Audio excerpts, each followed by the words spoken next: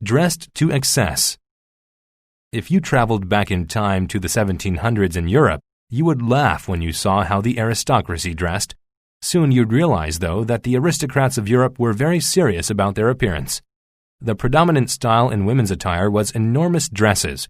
They were often 3 times larger than the wearer. Ladies even used pads to enlarge the appearance of their hips and shoulders.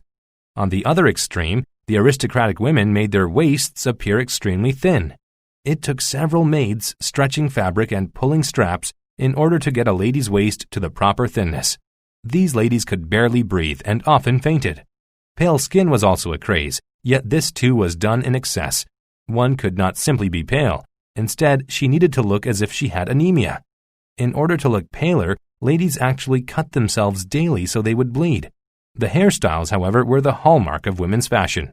These stood a meter high on the ladies' heads. The columns of hair were a ridiculous tangle of wigs, jewels, flowers, and even stuffed birds. Men's fashion was similarly absurd. Today it would probably seem very feminine. Reputable men wore wigs of long curly hair. Their shoes had large soles or high heels so that they could walk high above the filth on the streets. Furthermore, just like the ladies, the men wore lipstick and put rouge on their cheeks.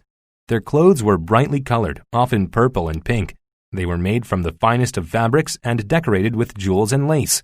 The men vied with one another to see who wore the more expensive clothes, for the clothing signified his wealth and status. Both men and women spent huge amounts of money and time on how they looked. Though such vanity would seem vulgar today, 300 years from now, the fashions of our time might also seem completely ridiculous.